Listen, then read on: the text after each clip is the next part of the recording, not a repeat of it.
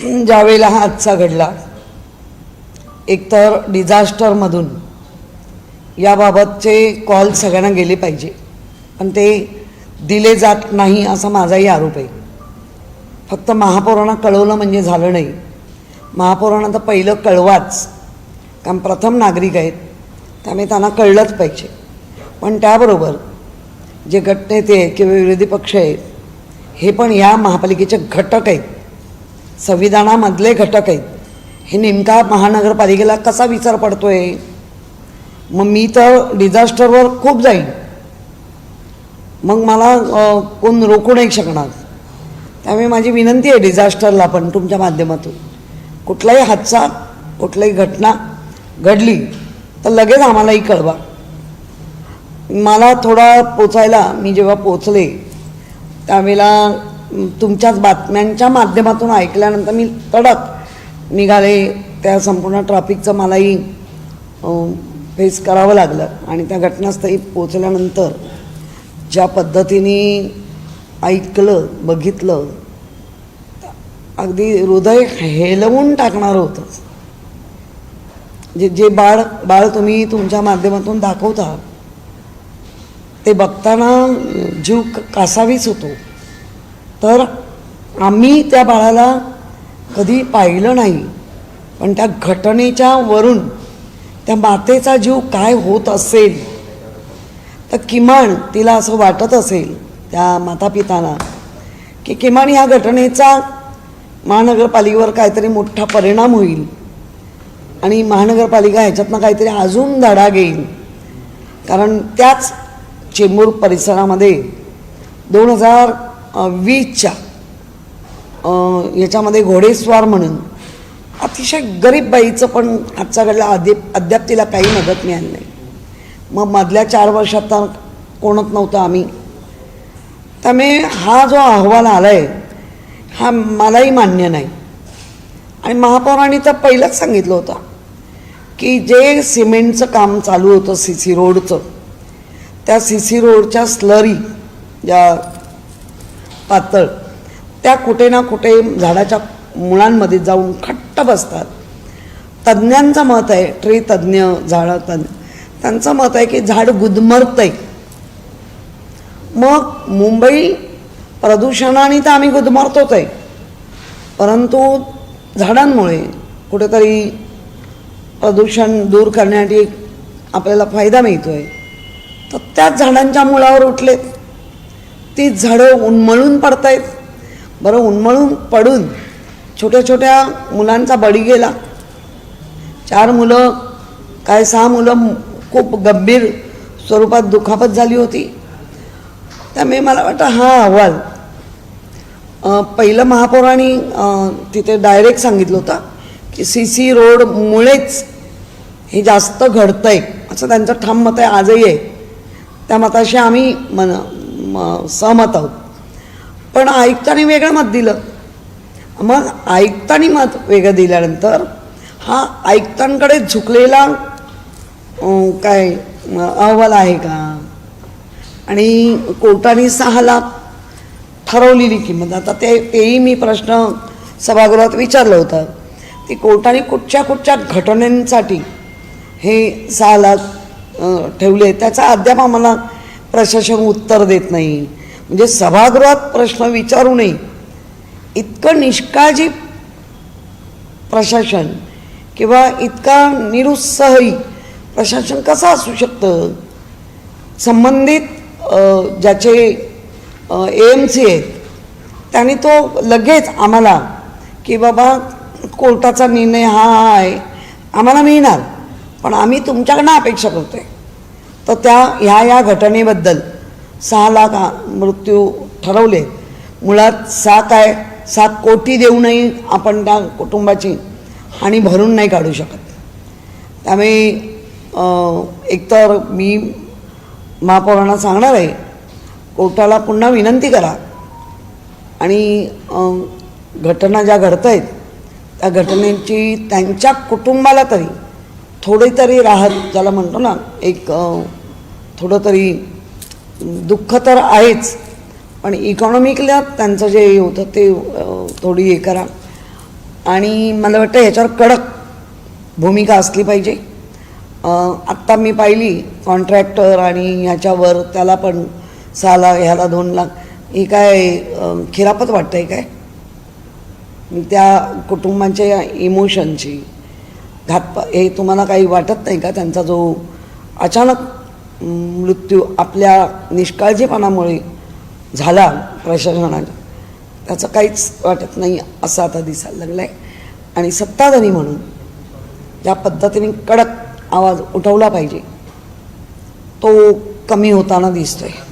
एका अधिकाऱ्याला clean chit, 7 lakh रुपयाचा दंड, आयुक्तच एखाद्या अधिकाऱ्याला पाठीशी घालतायत तर हा अहवाल समोर आलाय, एका अधिकाऱ्यासाठीच हा अहवाल बनवलाय का असा प्रश्न निर्माण झाला. तुम्हाला काय वाटतं? कारण काल जेव्हा संदीप देशपांडेंची पत्रकार परिषद झाली आणि त्यानंतर त्यांनी प्रश्न विचारला आणि संध्याकाळी लगेचच हा अहवाल बाहेर येणं, यात काहीतरी एक काळबेरं दिसतंय. आयुक्तच थेट ह्या अधिकाऱ्याला पाठीशी घालतायत का ह्या अहवाल?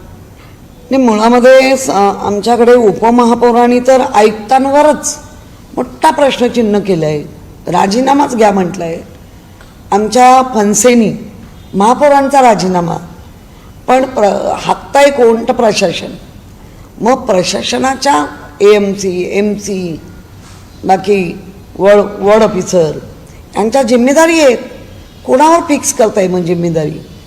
आणि जर मी सभागृहात पण सांगितलं, तुम्ही जर मुंबईकरांना सांगत असाल उजवीकडे बघा, डावीकडे बघा, वर बघा, खाली तर ह्या कवायती करत मुंबईकरांनी फिरायचं आहे का?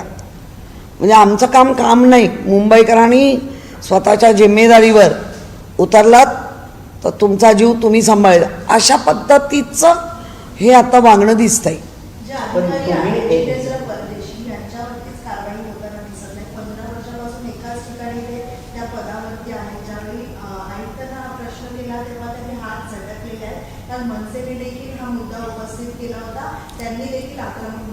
नाही, मला असं वाटतं, म्हणजे मी इतके वर्ष महापालिका बघते, अगदी 2002 पासून आम्ही कंटिन्यू ही सगळं बघतोय. जितेंद्र परदेशी हे उद्यान अधीक्षक आहेत, बरोबर ना? उद्यान अधीक्षकाच्या नंतर वॉर्ड लेवलला ते जे अधिकारी ठेवले, मग त्या अधिकाऱ्यांचं काय काम? म्हणजे आता हेच होणार आहे. जेव्हा हे पुन्हा ऐरणीवर येईल, मग वॉर्डचे जे उद्यान अजून काय त्याच्या खालची ते काय करतात, वॉर्ड ऑफिसर काय करतो, DMC, अशी उलटी परत गिनती चालू होईल. मला वाटतं या याच्यावरती 4 वर्षामध्ये जी ढील मिळाली जास्त, त्याचे हे परिणाम आज दिसत आहेत. एकदम सुशेगत, ज्याला गोव्याच्या भाषेत म्हणतात तसं प्रशासन झालेलं आहे, सुशेगत. कुछ भी होने दो. पालिकेमध्ये तुमच्या राज्यातील जे अधिकारी होते तेच प्रशासकीय राज्यातील होते, आताही तेच आहे. कारवाई का होत नाही? तुम्ही देखील कारवाई काय केली होती? नाही, आमच्या वेळेला काही लोकांवर जेलमध्ये पण गेले. असे किती लोक आहेत की जे 3-3 वर्ष राहिले, कारवाई केली नाही असं नाही. इथे कारवाई किती कशी यापेक्षा सजग म्हणून महापालिका अजूनही होत नाही आहे, हे जास्त मोठं दुःख आहे. म्हणजे आत्ता त्याला ॲक्सिडंट म्हणत आहेत, महापालिका ॲक्सिडंट म्हणत आहे. तर ठीक आहे, ॲक्सिडंट, पण चूक आपली आहे ना, महानगरपालिकेची आहे ना. त्यामुळे सरसकट ह्या सगळ्या गोष्टीला सत्ताधाऱ्यांचं आता त्यांचं म्हणणं आम्ही 4 वर्ष आलो आहे, मागची घाण बीण काढतोय वगैरे असं काय काय चाललं आहे. ठीक आहे, तुमची घाण काय काढताय ते बघू, पण जे करायला पाहिजे उपाययोजना किंवा विचारायला पाहिजे. आता आपण त्या दिवशीचा जो शुक्रवारी सभागृह झालं विशेष, ते जर आधी घेतलं आता उलटी मतं. तुम्ही काय आधीच, अरे आम्ही उपाययोजना सांगत होतो, आम्ही नव्हतं म्हणत होतं हे मृत्यू होणार आहे. आम्ही उपाययोजना देणार होतो अनुभवाचे, तुमच्या अनुभवाचे. कारण बऱ्याच पक्षामध्ये जुने कमी आहेत आणि नवीन जास्त आहेत.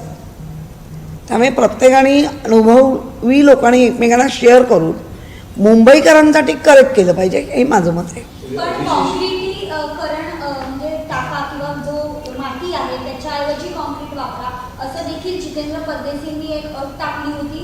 तर ही अट मुळात खरं तर चुकीचीच होती. मात्र अशा पद्धतीची अट टाकणारे अधिकारी एकाच ठिकाणी अद्यापही आहेत. नाही नाही, असं काय असेल तर आयुक्तांनी यावरती कडक धोरण आणि हे, कारण इतकं लेखी जर तुम्ही अशा पद्धतीने देत असाल तर हे रॉंग आहे. म्हणजे कुठल्या झाडांना कॉन्क्रिटीकरण टाका आणि ते बुजवा. मुद्दा हाच आहे की अभ्यास नसलेल्यांना टेंडर दिलेले आहेत. जे टेंडर देत आहेत त्यांनाही अभ्यास नसल्याचं मनसेने देखील हा मुद्दा काल उपस्थित केला. तुम्ही यावर त्याला नाही नाही, माझा त्याला विरोध राहील. एक तर ह्या टेंडर जे काही तुम्ही पाहिलं 2022 नंतर आपण जे त्यांचा अनुभव बघतोय, तर ते अनुभव कसे आलेत आणि काय होत आहे सगळं आपण बघतोय. कसे शेड्यूल तोडले जात आहेत, कसे टेंडरमधल्या टर्म अँड कंडिशन बदलल्या जात आहेत. हरकत नाही, मुंबई सुरक्षित ठेवा हे तर आमचंही म्हणणं आहे. आणि ती सुरक्षित राहत नाही आहे तर जिथे जिथे या गोष्टी दिसतील तिथे तिथे आम्ही कडक आवाज उठवणार. शिवसेनेची आता भूमिका काय? कारण ज्या पद्धतीने 5 आणि 2 लाखाचा जो दंड आहे, जे एका नाही, आमचा विरोध राहील. तुमची मागणी असणार की कडक कारवाई करा. येस, आमचा विरोध राहील. प्रशासनाने अशा पद्धतीने ज्या आईवडिलांचं भविष्य उद्ध्वस्त करून टाकलं आहे, ज्या मॅनहोलमध्ये जी व्यक्ती गेली आहे सिनियर सिटीजन, त्या भक्कम आधार त्या कुटुंबाचा ते गेले, तर काय म्हणजे कुठेच संवेदनशीलता दिसतच नाही आहे. तर आमचा त्याला विरोध आहे. विशेष सभागृह आयोजित केलं, नंतर महापौर म्हणले की आम्ही प्रशासनाला पाठीशी घालणार नाही. नंतर हा अहवाल येतो जो की प्रशासनाच्या काही अधिकारी वाचवण्याचा प्रयत्न केला जातो आणि आता महापौर म्हणतात की हा अहवाल मला मान्य नाही. याकडे नाही, मुळामध्ये ही गोष्ट मला मान्य नाही तर आम्ही म्हणतो आम्हाला मान्य नाही. आम्हाला जेव्हा आम्ही म्हणतो तेव्हा सर्व पक्षी आम्ही एकत्र येऊन बोलतो आहे. इथे मी वगैरे हा काय प्रकारच नाही. आणि सगळे ही खुर्ची काय ती खुर्ची ही टाईम पिरियड आहे त्याला. त्यामुळे आम्हाला म्हणजे सभागृहाला मान्य नाही. हे आमचंही मत आहे की तुम्ही अशा पद्धतीने अहवाल म्हणजे प्रश्नचिन्ह उभे राहिल्यानंतर संध्याकाळी अहवाल, बरं तो अहवाल आधी फुटला, पेपर फुटतायत तसे महानगरपालिकेच्या अहवाल फुटतायत, कसे? हा पण प्रश्न आहे. कसे? कोण फोडतं हे? त्यामुळे उपमहापौरांनी मोठा प्रश्न जे सत्तेतल्या पक्षाबरोबर बसलेले उपमहापौर त्यांनी आयुक्तांवरती प्रश्नचिन्ह निर्माण केलं आहे. म्हणजे जर आयुक्तांपासून खाली तर सगळ्यांवर कारवाई आहेत. मग कोण करणार? प्रश्न उलट आहे, कोण करणार? मुंबईकर आवाज देतील, मुंबईकर आमच्याबरोबर एकसाथमध्ये येतील. मुंबईकर नक्कीच तेवढे सक्षम आहे, पण कारवाई करणार कोण? कारण सत्ताधाऱ्यांमध्ये जर मुख्यमंत्री म्हणून संवेदनशील मुख्यमंत्री असं जेव्हा आपण म्हणतो तर ते करणार आहेत का? आणि महापौरांना तो अधिकारच नाही. आम्हाला कुठलाही प्रशासकीय अधिकार नाही महापौरांना. आम्ही फक्त तोंडी बोलू शकतो, सांगू शकतो. शेवटी प्रशासनाला जे पाहिजे, प्रशासनाला जसं पाहिजे तसंच करताय. मला असं वाटतं उलट ह्यांच्या माध्यमातून महापौर परिषद पुन्हा आणा, जबाबदारी फिक्स करा. आयुक्ताच्या राजीनाम्यावरून भारतीय जनता पार्टीचे पालिकेतील सत्ताधारी आणि शिवसेना शिंदे गटातले काही नगरसेवक यांच्यामध्ये बंद दारात खडाजंगी झाल्याचं पाहायला मिळतं. या संदर्भात काय तुम्हाला माहिती आहे की तुमचं कसं काय? काय आयुक्ताच्या राजीनाम्यावरून पालिकेतील सत्ताधारी आणि शिवसेना शिंदे गटातले नगरसेवक यांच्यामध्ये बंद दारात खडाजंगी झाली. कोणासमोर झाली खडाजंगी? महापौरांसमोर झाली? कुठे झाली? मला नाही माहिती. खडाजंगी किंवा आखाडा ते आता होणारच आहे, दिसतील आगे आगे. नाही, पण या सगळ्या परिस्थितीनंतर आता तुम्ही स्वतःच्या विरोधात आहात किंवा मग आता तुमच्यासोबत असले तशी आक्रमक भूमिका घ्या, कारण पहिल्यांदाच अशी परिस्थिती पाहायला मिळते. तुम्ही काल पाहिलं असेल की आम्ही नायर हॉस्पिटलमध्ये कॅज्युअल्टी बेड जे अधिक तयार केलेत. ज्या एखादा रुग्ण आला आणि त्या रुग्णाला बघितल्यानंतर त्याला बेड देणं, त्याला तिथे पहिलं सेटल करणं आणि नंतर मग जे वॉर्ड असेल मेडिसिन वॉर्ड असेल कुठेही तिथे मग सेटल करणं.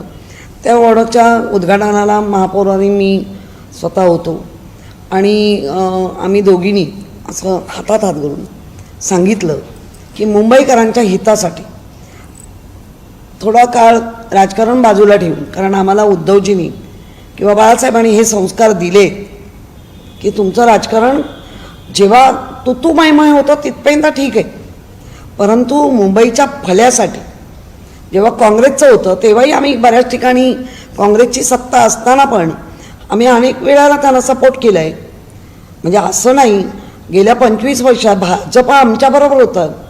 20 वर्ष भाजप आमच्याबरोबर असलेल्या प्रत्येक निर्णयामध्ये, काढा मागचे सगळे व्हिडिओ, एकाही याला निर्णयाला ते कधी आडवे गेले नाहीत किंवा अडवले नाही, म्हणजे ते बरोबर होते.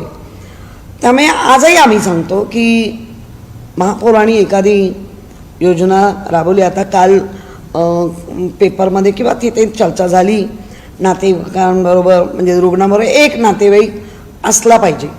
मी ह्या मताशी पक्की सहमत आहे. पण त्या एक नातेवाईकाला वेळेवर तुम्ही चिठ्ठ्या दिल्या पाहिजे. एका पेशंटचं एकाच वेळेला बाबा सिटी स्कॅन आहे, एक्सरे आहे, ब्लड, तुम्ही एका नातेवाईकाला बोलवणार ब्लड घे आणि एका सांगणार तुला आता मला सिटी स्कॅन करायचं, तुम्ही कोणतरी पाहिजे. कसं होणार? प्रॅक्टिकली कसं होणार? उलट आम्ही सहमत आहोत की एवढ्या मोठ्या महानगरपालिकेमध्ये एवढी गचडी नातेवाईकांची, पण मग तुमची सिस्टम बदला ना. ती नाही बदलत आहे. तुमचं पेपरलेस होतं. कुठे पेपरलेस? कुठे आहे पेपरलेस? आजही देता आणि द्यायलाच पाहिजे, कारण इतकं अजून प्रगत मुंबई म्हणा किंवा महाराष्ट्रात येणारी जनता अजून नाही झाली आहे. कदाचित आणखी 10 वर्षांनी होईलही, पण आत्ता पेपरलेस हे होताना दिसतंय का? किती गरजाना मोठ्या मोठ्या झाल्या होत्या, नाही दिसत आहे.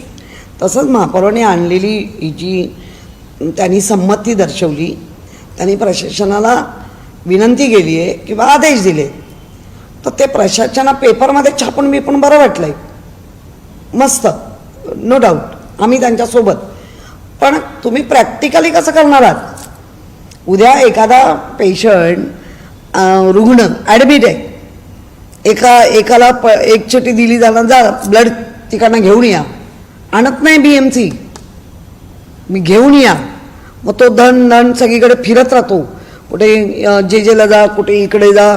आमच्या सारख्यांना आम्ही ब्लड कॅम्प जास्त घेतो, आम्हाला फोन करतात कार्ड द्या, मग कार्ड घेतलं का तिकडनं कलेक्ट करायचं, तिथून मग हॉस्पिटल. तेव्हा एक नातेवाईक बिझी झाला, मग दुसऱ्याला बोलवतात मेडिसिन. काय चाललंय? सिस्टम केली पाहिजे आणि त्या सिस्टमला म्हणजे महापौरांनी जे आदेश दिले त्याच्यासाठी सिस्टमसाठी आम्ही अग्रेसिव्ह राहणार आणि अग्रेसिव्ह राहणार. नालेसफाई झालेली नाही आता मुंबईमध्ये आणि या नाल्यांचा गाळ किंवा मग कचरा जो आहे ते समुद्रात गेलेला पाहिल्यानंतर चौपाटीवरती समुद्र किनारी कचरा पाहिलंय मी. आणि यावेळेला माझ्या माहितीनुसार समुद्र किनारे साफ करण्यासाठी जे कॉन्ट्रॅक्ट दिलं जातं ते केलं गेलं नाही असं मला माहिती मिळते आहे. याची माहिती मी तुम्हाला संध्याकाळी किंवा उद्या पण देऊ शकेन. आणि त्याच्यासाठी ती जी यंत्रणा असते त्या यंत्रणेला वापरलं जात नाही. त्यामुळे पुन्हा एकदा मग जीव चौपाटी असेल, बरेच असे आपले किनारे आहेत की जिथे वाळूवर पाय बिना चप्पलचे पण अनेक लोक चालतात, कारण हल्ली पायाचे पण आजार खूपच वाढायला लागले. त्यामुळे ते चालू नाही शकत आणि तिथे दुर्गंधी, म्हणजे मग मोकळा श्वास कुठे देतोय आपण? समुद्र किनारे स्वच्छ नाहीत, नाले स्वच्छ नाहीत, नद्यांचं स्वरूप घाणेरडं झालं आहे, स्ट्रॉम वॉटर ड्रेन साफ केले जात नाही आहेत, त्या गाड्या बुक केल्या जात नाही आहेत. मुंबईमध्ये अचानक पाऊस आला तर तुंबापुरी होऊन जाते. 3-3 दिवस काही ठिकाणचं पाणी निघत नाही आहे. तुम्ही शिवडी क्रॉस रोड सचिन पडवळच्या रोडमध्ये 4 दिवस पाणी हल्लं नाही BPTच्या रोडवर. कोण याला जिम्मेदार? आणि आम्ही किती वेळ विचारत राहणार? त्यामुळे जे काही मुंबईकरांच्या हिताचे महापौर असतील किंवा आयुक्त जेव्हा जेव्हा काही निर्णय घेतील त्यावेळेला सिस्टम काय करणार ते पहिलं सांगावं.